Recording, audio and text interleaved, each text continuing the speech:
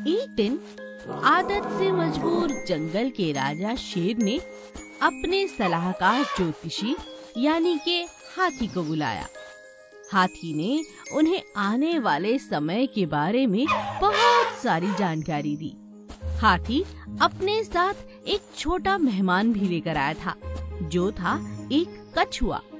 कछुआ भी दूसरे गांव से आया था और बहुत बड़ा ज्योतिष था। हाथी राजा शेर से कहता है, महाराज, ये मेरा दोस्त है बीकू कछुआ। बीकू भी बहुत अच्छी विद्या ग्रहण कर चुका है, कई देश घूम चुका है महाराज। आप चाहें तो इसे भी अपना हाथ दिखा सकते हैं। ये आपको मुझसे भी ज्यादा मजेदार और रहस्यमयी आपके जीवन की बातों को उजागर कर सकता है। वाह, क्या बात है हाथी, अच्छा किया जो तुम अपने साथ ये दोस्त ले आए। तो बताओ कछुए, मेरा आने वाला समय कैसा है? इस बारे में मुझे हाथी ने काफी कुछ बताया है, मगर तुम ऐसी कौन सी नई बात बता सकते हो जो मैं नहीं जानता? महाराज, मैं आपको बस इतना बताना चाहता हूँ कि आप एक सिर्फ गांव के राजा बनकर नहीं रह जाएंगे, बल्कि आप पूरे इलाके के राजा बन जाएंगे, यानी जिसमें के 7 जंगल पूरे के पूरे आते हों। मगर उसके लिए आपको एक उपाय करना होगा महाराज। कैसा उपाय? अगर आप आधे घंटे के लिए नदी के पानी में शरीर को डुबो कर रखेंगे तो ये संभव है। मैं बाहर बैठा मंत्र पढ़ता रहूंगा। तो ठीक है, चलो नदी के पास। तीनों की बातों को ऊपर बैठा हुआ कौवा सुन लेता है। कौवा बहुत चालाक था। कौवा समझ जाता है कि ये कछुआ राजा शेर को मारना चाहता है। नदी के पास जाकर कछुआ राजा से कहता है, अब महाराज आप जाइए और नदी के बीचों बीच खड़े हो जाइए। जब तक मैं न कहूँ आप बाहर नहीं आएंगे। मैं यहाँ बैठा यज्ञ कर रहा हूँ। राजा शेर नदी के बीचों बीच जाकर खड़ा हो जाता है। कौवा ये सब देखकर हैरान था। कौवा देखता है कि राजा तो पानी में चला गया, मगर बाहर बैठा हुआ कछुआ हाथी के साथ हाथ मिला रहा है। वो दोनों चाहते हैं कि राजा शेर मर जाए और अगला राजा हाथी बन जाए। ये सब हाथी की चाल थी। महाराज, बाहर निकलिए पानी से, ये दोनों आपको मूर्ख बना रहे हैं। यहाँ कोई यज्ञ नहीं हो रहा है। आपको बाहर जरा मुंडी निकाल कर देखना तो चाहिए, आखिर हो क्या रहा है। कुछ ही देर में अगर आप इसी तरह पानी में रहे तो आपके प्राण चले जाएंगे महाराज। राजा शेर कौवे की ये बात सुन लेता है और जैसे ही वो अपनी मुंडी बाहर निकालता है तो हैरान हो जाता है। बाहर कोई यज्ञ नहीं हो रहा था, बल्कि कछुआ और हाथी जोर जोर से हंस रहे थे। दोनों को मार गिराता है। तुमने मेरी जान बचाई है। आज के बाद तुम मेरे सलाहकार और मेरे सबसे अच्छे मित्र बनकर मेरे साथ रहोगे कौवे। कौवा बहुत खुश हो जाता है। अब जंगल में हर कोई उसे पागल नहीं बल्कि समझदार कौवा कहने लगता है। घमंडी घोड़ा और लंबे पैरों वाली बकरी को जादुई पेड़ का आशीर्वाद। सुनारपुर जंगल में सभी जानवर बड़ी खुशी खुशी रहा करते थे। वो सभी आपस में मिलजुल कर खेलते, साथ मिलकर खाते और साथ मिलकर मस्ती किया करते थे। एक दिन बंदर ने कहा, अरे हिरन भाई, बकरी बहन, चलो आओ हम छुपन छुपाई खेलते हैं। हाँ, ठीक रहेगा, हिरन ने कहा। तब बकरी कहती है, ठीक है बंदर भाई, आप दोनों छुप जाओ, मैं आप दोनों को ढूंढती हूँ। बंदर और हिरण पेड़ों और झाड़ियों की ओर में छुप जाते हैं और बकरी वहीं आंख बंद करके 10 तक गिनती है। 1, 2, 3, 4, 5, 6, 7, 8, 9 और ये 10। मैं आ रही हूँ।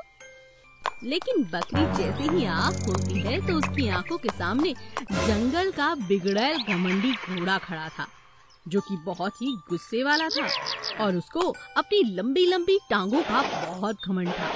घोड़े ने लात मारते हुए बकरी से कहा, अरे तुम आँख बंद करके क्या तपस्या कर रही हो? हटो हटो मेरे सामने से।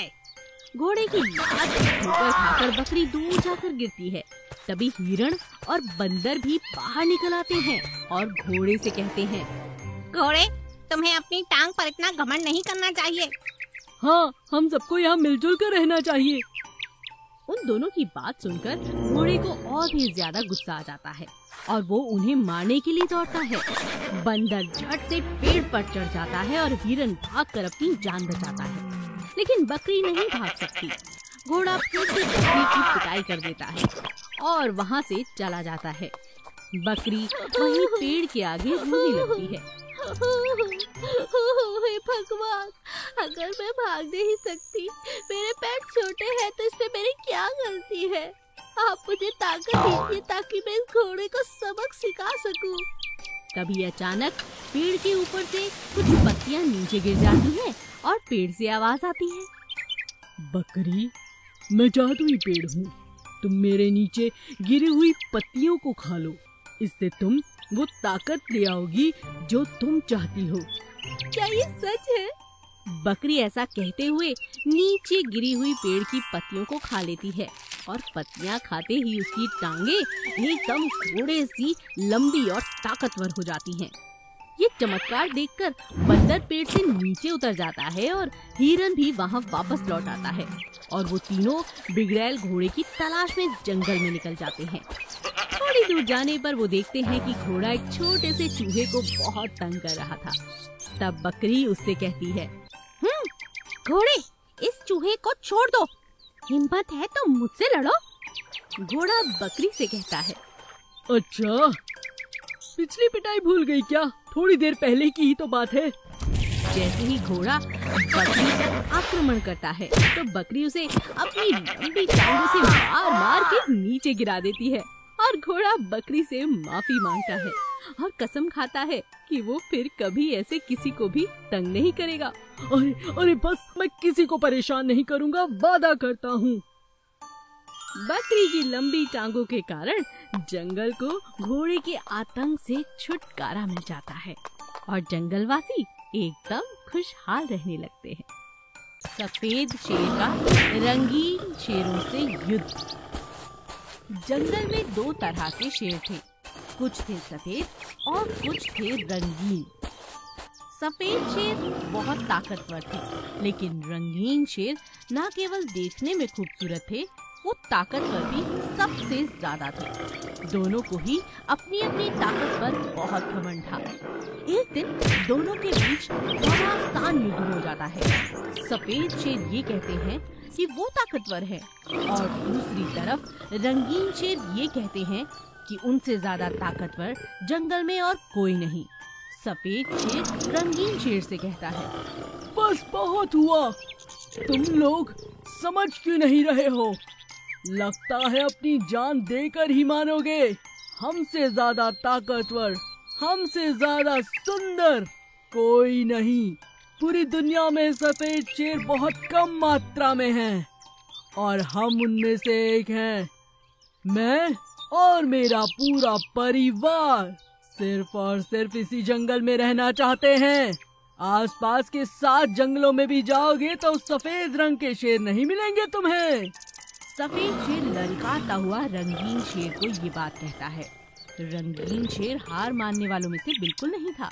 उसने तुरंत आक्रमण करते हुए कहा, लगता है तुम जान देकर ही मानोगे।